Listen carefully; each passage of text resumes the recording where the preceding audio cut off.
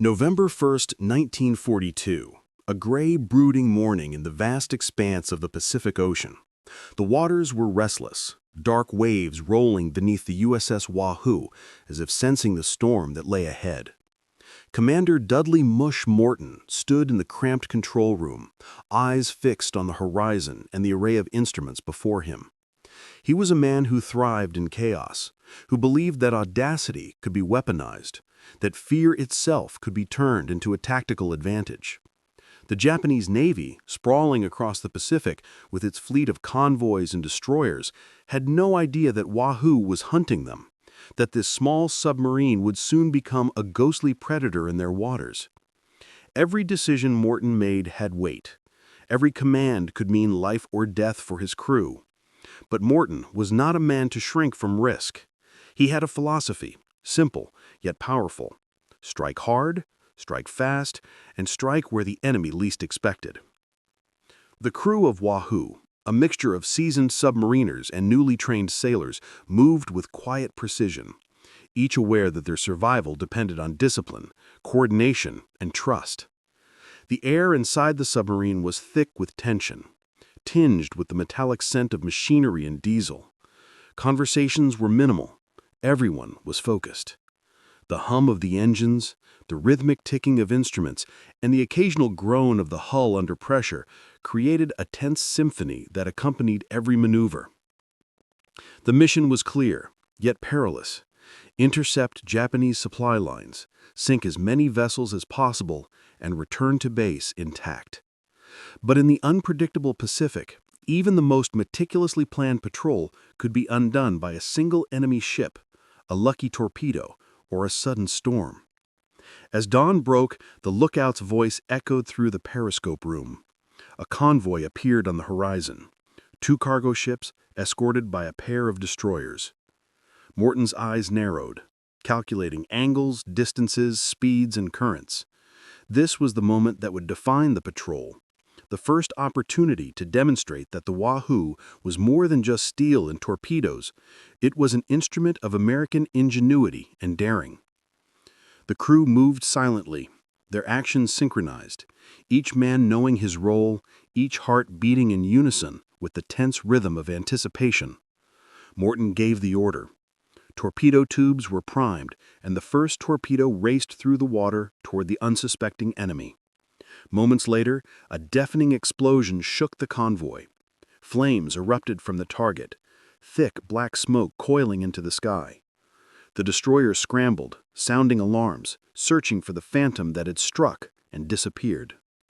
Wahoo dived deeper, slipping beneath the waves, ghosts among the shadows, plotting the next strike.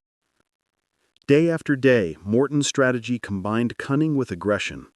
He did not rely solely on stealth. He relied on audacity. The Japanese Navy was confident in their patrol patterns, in their numbers, in their discipline. Morton turned their confidence against them, using their predictability as a weapon. He taught his crew to think like predators, to anticipate, to adapt, and to act decisively. Each patrol added to the legend. Wahoo's attacks became bolder, her tactics more inventive. Torpedo strikes were calculated with mathematical precision, each maneuver exploiting weaknesses in enemy formations. Morton knew the capabilities of his vessel intimately, every meter of the hull, every knot of speed, every nuance of diving and surfacing. He knew the human limits of his crew, and he pushed them to achieve what others deemed impossible. The stories that emerged from these patrols began to spread.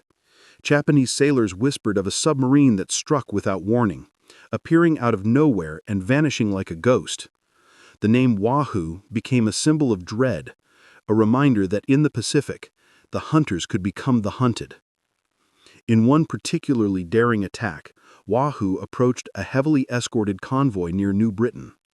The destroyers were vigilant, sweeping the waters with sonar and depth charges. Morton made a calculated risk. Rather than engaging from a distance, he closed in, navigating the labyrinth of enemy vessels with surgical precision. Torpedoes were launched at point-blank range, striking with devastating effect. Explosions tore through the enemy ships, and in the chaos, Wahoo slipped away, undetected, leaving confusion and fear in her wake. The crew's morale soared with every successful strike. They were part of something larger than themselves, participants in a campaign that tested courage, skill, and resilience. They learned that fear could be harnessed, that uncertainty could be turned into an opportunity. Under Morton's leadership, every man aboard Wahoo became a master of his domain, capable of extraordinary action under extraordinary circumstances. Wahoo's patrols were not without peril. Depth charges rumbled beneath the hull, engines groaned under strain, and the ever-present danger of being caught by the enemy was a constant shadow. Yet every threat was met with ingenuity and resolve. Morton's approach was unconventional. He encouraged initiative, rewarded creativity, and demanded discipline. The result was a crew that acted as one, a machine of steel and nerve that operated with terrifying efficiency. Over weeks, Wahoo became synonymous with daring strikes, audacious maneuvers, and relentless pursuit of the enemy. The Japanese Navy, confident in their patrols and numbers, found themselves at the mercy of a submarine that refused to follow convention. Every convoy attacked, every destroyer evaded, added to the legend of a vessel that was more than the sum of its parts. It was a manifestation of American resolve, of a nation determined to take the fight to the enemy wherever necessary. As the patrol continued, Wahoo demonstrated that courage, precision, and daring could alter the course of the war beneath the waves. The submarine was not simply a weapon. It was a statement, a testament to what could be achieved when innovation met opportunity, when boldness replaced caution, and when ordinary men were pushed to perform extraordinary feats. By the end of the patrol, the convoy was decimated. The Japanese left scrambling to understand how a single submarine could wreak such havoc. Morton's philosophy had proven itself. Strike decisively, strike unpredictably, and strike where the enemy least expected. Wahoo returned to base, her crew exhausted, battered by the stress and danger of days beneath the surface, yet proud of the legacy they were forging. The legend of the submarine and of the men who sailed her would echo across the Pacific, influencing tactics, instilling fear in the enemy, and inspiring future generations of submariners. In the end, Wahoo was more than a submarine. She was a symbol of what courage, ingenuity, and audacity could achieve. Each patrol was a lesson, each engagement a testament to human determination in the face of danger. And as she slipped silently through the Pacific waters, Commander Morton and his crew knew they were part of a story that would be remembered long after the war. A story of daring, ingenuity, and the relentless pursuit of victory. The sea had a way of testing men, of stripping away bravado and revealing the raw edge of fear and courage. Wahoo slipped through the gray waters of the Pacific like a shadow, every man aboard acutely aware of the deadly ballet unfolding around them. Commander Morton stood by the periscope, his eyes scanning the horizon for any sign of life, any hint of a Japanese vessel. Each patrol had its dangers, each encounter a high-stakes puzzle that required precision, instinct, and sometimes sheer audacity. The crew had grown accustomed to the tension, but it never lessened the thrill, nor did it dull the edge of danger. The Japanese supply lines were vast, sprawling across the islands, heavily defended by destroyers and aircraft. Yet Wahoo had a reputation that preceded her, a reputation of striking when the enemy least expected it, of appearing and disappearing as if the ocean itself protected her. Intelligence reports had indicated a convoy moving near the Solomon Islands, carrying critical supplies and troops. Morton's jaw tightened as he studied the charts. It was a high-risk target, but one that could yield enormous strategic value. The plan was meticulous. Approach under cover of darkness, surface only when absolutely necessary, and strike with precision. The crew checked and double-checked their torpedoes, engines, and instruments. Every valve, every gauge, every hatch mattered. One mistake could mean not just failure, but death. As night fell, Wahoo navigated toward the coordinates, silent and unseen. The stars reflected on the surface of the water, casting an almost ethereal glow that belied the lethal purpose beneath. The first glimmer of the convoy appeared in the periscope. 3 cargo ships flanked by 4 destroyers, each moving in disciplined formation. Commander Morton's eyes narrowed. This was no ordinary strike. It required careful timing, calculated risk, and an unflinching nerve. He gave the order to prepare torpedo tubes, and the crew moved like a well-oiled machine, their actions precise and silent. The first torpedo launched, cutting through the water with deadly purpose. The resulting explosion illuminated the night, a fireball devouring the cargo ship. The destroyers scrambled, depth charges bursting into the sea, shaking the hull of Wahoo with violent force. But Morton had anticipated their reaction. Wahoo dove deeper, slipping beneath the chaos, riding the currents like a predator stalking its prey. The tension inside the submarine was almost tangible. Each man knew the stakes, felt the vibrations of the explosions reverberating through the hull, and trusted that their training and cohesion would see them through. The convoy's escorts attempted to encircle them, to trap the submarine in a deadly embrace of depth charges and sonar pings. Yet Wahoo moved with calculated precision, each maneuver exploiting the gaps in the enemy's strategy. Morton's mind was a constant calculation of angles, speeds, distances, and probabilities. He pushed the boundaries of conventional submarine tactics, understanding that boldness could be as effective as stealth. Another torpedo launched, another explosion, another cargo ship destroyed.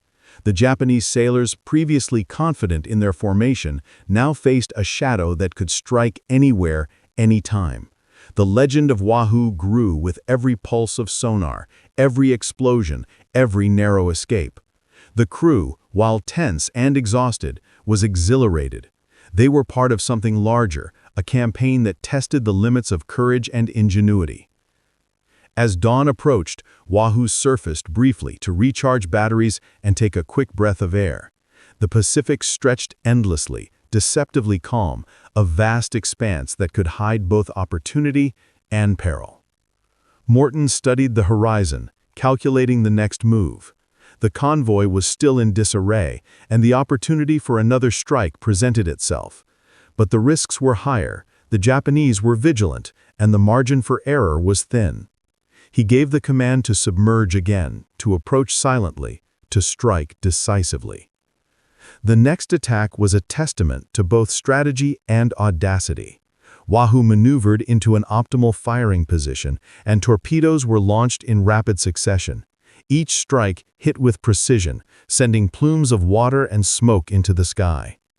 The convoy's formation broke entirely, the Japanese sailors unable to comprehend how a single submarine could wreak such havoc.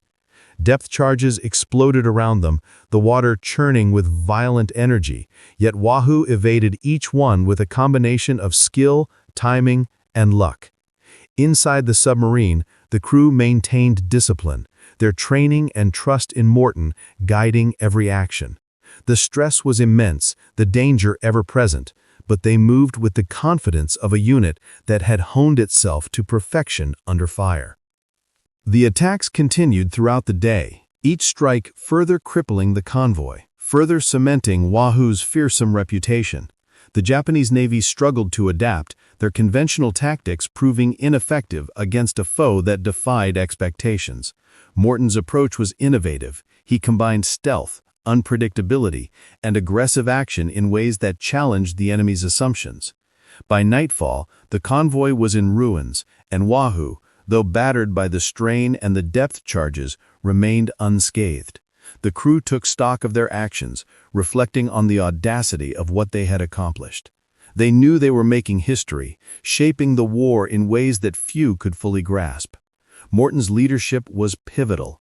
He instilled a mindset that transformed ordinary men into extraordinary operators, capable of acting decisively under extreme pressure.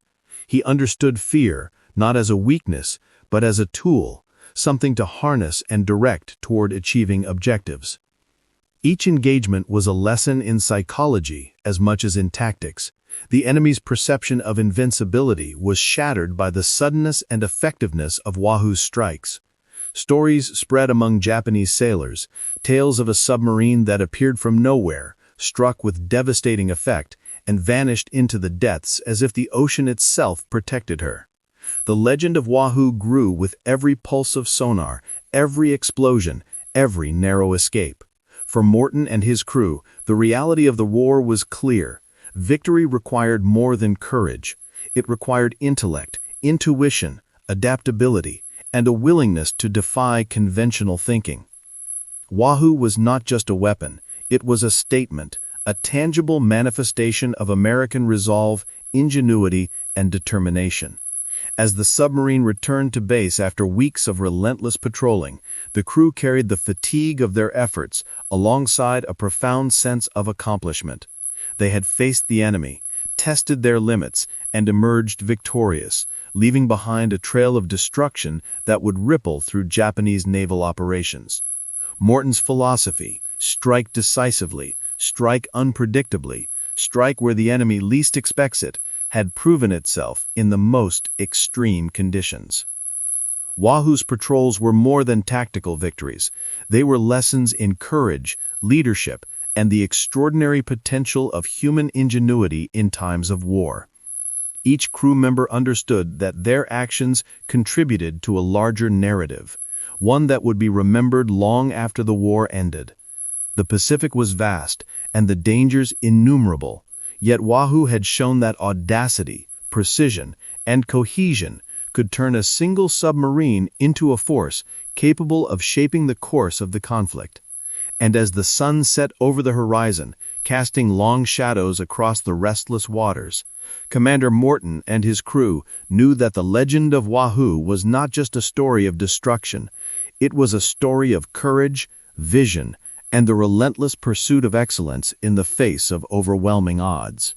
The night air was heavy with tension as Wahoo slipped silently beneath the waves, her steel hull cutting through the dark waters like a predator stalking its prey. Commander Morton stood by the periscope, eyes scanning the faint glimmers of enemy lights in the distance. Every man aboard knew the weight of what they were about to do, every heartbeat echoing the stakes of their mission. The Pacific was vast, unforgiving, and the enemy was relentless. Yet Wahoo moved with purpose, guided by strategy, intuition, and the unspoken trust of her crew. Intelligence had identified another high-value target, a Japanese supply convoy transporting critical reinforcements and ammunition to the Solomon Islands. Striking it could cripple the enemy's operations and shift the balance in the Pacific theater. Morton's mind raced through the plan, every angle and contingency considered. The first torpedo launch had been devastating, but the convoy's escorts had adapted, moving with more caution, more vigilance. The crew understood that a single misstep could lead to catastrophic consequences.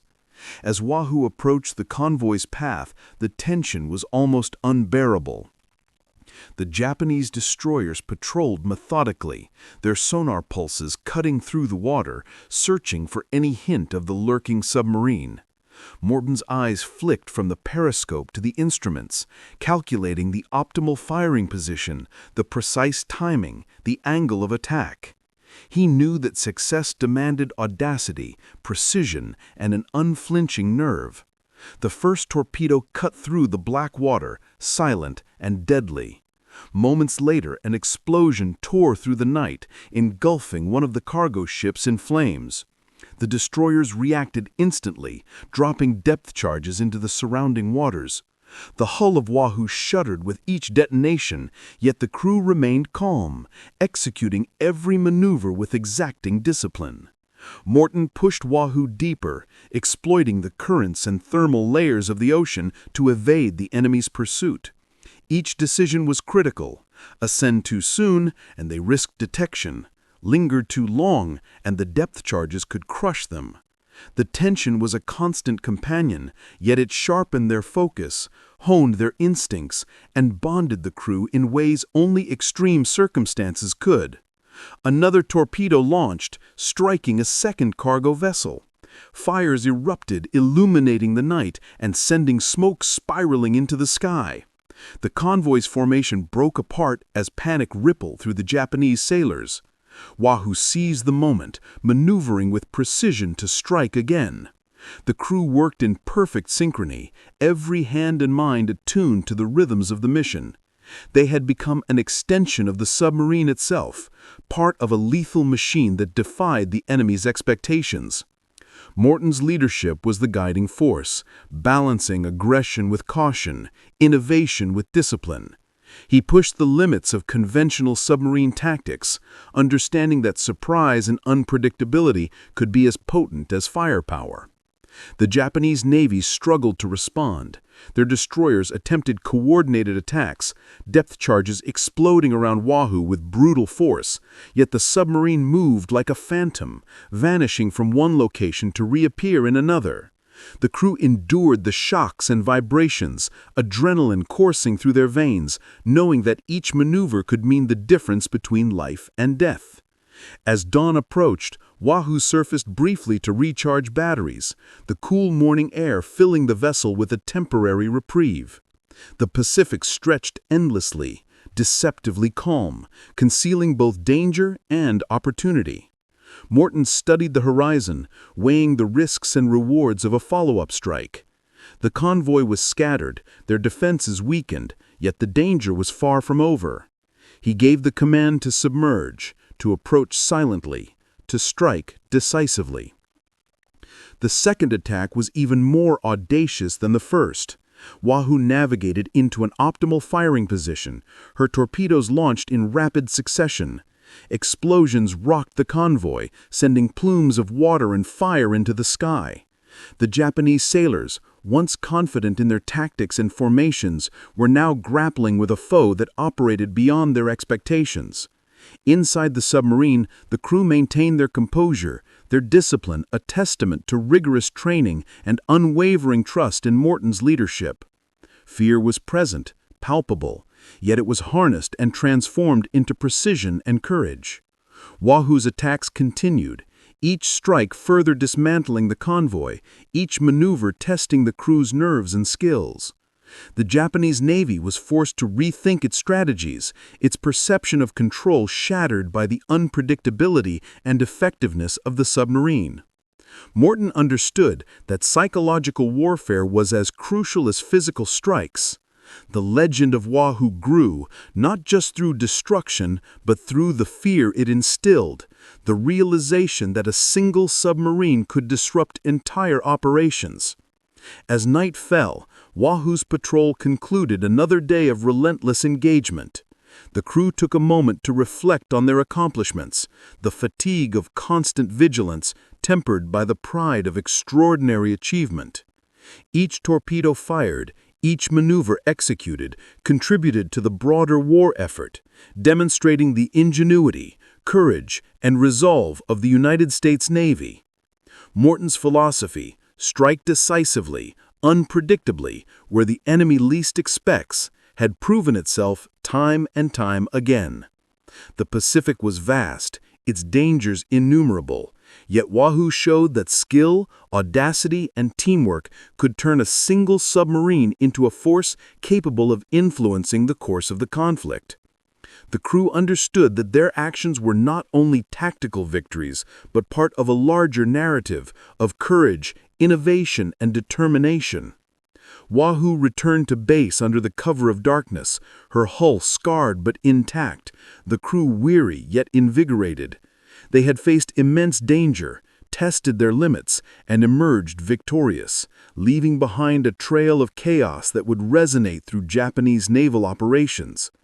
Morton's leadership, the crew's unwavering discipline, and the submarine's stealth and firepower had combined to create a legend. The impact of Wahoo's patrols extended beyond immediate victories. It reshaped the enemy's perception, instilled fear, and demonstrated the extraordinary capabilities of American forces in the Pacific. The men aboard Wahoo had become part of history. Their courage, ingenuity, and resolve immortalized through their daring exploits. Each patrol, each strike, Each narrow escape reinforced the reality that extraordinary circumstances demanded extraordinary responses, that skill, audacity, and cohesion could triumph over numbers and conventional power. And as the submarine disappeared into the vast expanse of the Pacific, the legend of Wahoo grew, a testament to American ingenuity, daring, and the relentless pursuit of victory in the face of overwhelming odds. The morning light crept over the horizon, glinting off the ocean waves as Wahoo emerged from the darkness of another night's patrol. The crew had faced unimaginable tension and danger, yet they were bound together by an unspoken trust and shared resolve. Every man aboard knew that today could bring either triumph or disaster, and the weight of responsibility pressed heavily on their shoulders. Commander Morton stood at the periscope, eyes scanning the endless expanse, seeking any hint of the enemy. Intelligence had informed him that a Japanese reinforcement fleet was en route, carrying crucial supplies and personnel to contested islands. This was an opportunity to strike a decisive blow, but it came with heightened risk. The Pacific was vast, but every patrol revealed the intricacies of its currents, the secrets of its hidden depths, and the relentless vigilance of the enemy. Wahoo moved with purposeful silence, a predator beneath the waves, guided by precision, strategy, and instinct. The Japanese fleet, confident in their ability to control the waters, was unaware of the fate awaiting them. Morton's mind raced through calculations, angles, speed, depth, and timing. Every decision was critical. A miscalculation could mean the end for Wahoo and her crew. As they approached the convoy, the tension was palpable, thick enough to taste. The sonar operators strained to detect distant echoes, the navigators adjusted their course with meticulous care, and the gunners prepared for the precision strikes that could turn the tide of the engagement. The first torpedo launched, silently slicing through the ocean, and moments later, an explosion tore through the night, engulfing the Japanese transport in flames. The fleet reacted instantly, depth charges and counterattacks converging on Wahoo's position. The hull shuddered violently with each detonation, yet the crew remained composed, executing each maneuver with discipline and courage. Morton pushed the submarine deeper, exploiting thermal layers and currents to evade detection, turning the enemy's pursuit into a deadly dance that played to Wahoo's strengths. Another torpedo was fired, striking a second vessel. Fires erupted, illuminating the night sky and throwing the Japanese sailors into chaos. Wahoo seized the opportunity, maneuvering with precision to strike again, exploiting the confusion and disarray. Each crew member moved with flawless coordination, their actions an extension of the submarine itself. Fear was ever present, but it had been transformed into focus, determination, and mastery of their craft. The Japanese Navy scrambled, desperately attempting to regroup and counterattack, yet Wahoo's unpredictable movements kept them off balance. Morton's leadership was the invisible force guiding every action, blending audacity with caution, instinct with strategy. He understood that psychological impact was as crucial as physical destruction. The fear instilled in the enemy could be a weapon as lethal as any torpedo. As dawn approached, the final strikes were executed with ruthless efficiency. Torpedoes found their marks, explosions rocked the waters, and the scattered remnants of the convoy were left in flames and confusion. The Japanese Navy's confidence had been shattered, their perception of control dismantled by a single cunning submarine and its fearless crew. Inside Wahoo, a quiet sense of accomplishment mingled with exhaustion. The crew had endured the tension, the shock waves, and the ever-present threat of death. Their courage had been tested to the limit, and they had prevailed. The Pacific, vast and indifferent, bore witness to the extraordinary skill, discipline, and bravery of these men. Morton reflected on the mission, recognizing that success was the product of more than strategy and firepower. It was trust, cohesion, and the relentless pursuit of excellence that had made Wahoo a legend.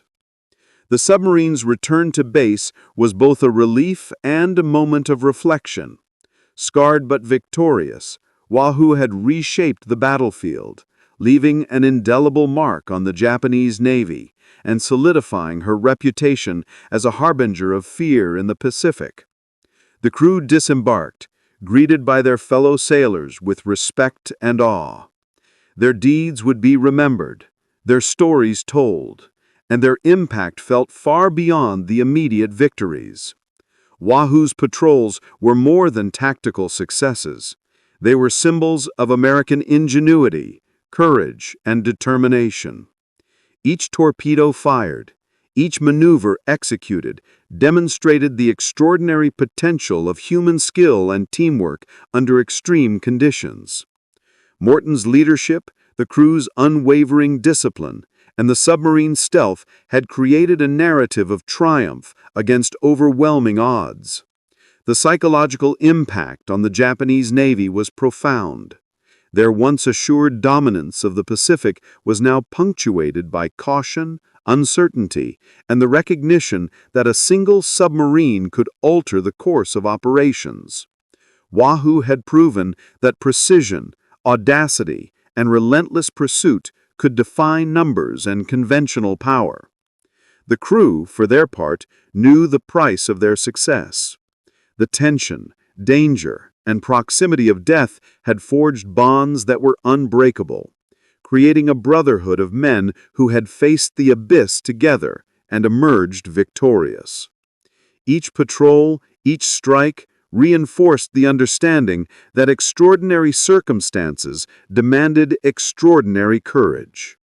The story of Wahoo would become part of the broader narrative of the Pacific War, a testament to the ingenuity, bravery, and resolve of the United States Navy. Morton's name, the crew's dedication, and the submarine's effectiveness would be remembered, studied, and celebrated. And as Wahoo slipped beneath the waves once more, ready for her next patrol, the ocean held the echoes of her exploits. The fear she inspired, the destruction she wrought, and the legend she had become. This was not just a submarine, it was a symbol of American courage, determination, and the relentless pursuit of victory. The Pacific would never be the same, and the story of Wahoo, her crew, and their daring missions would endure, inspiring future generations with the lesson that skill, audacity, and unwavering resolve could triumph over any obstacle, no matter how vast or powerful.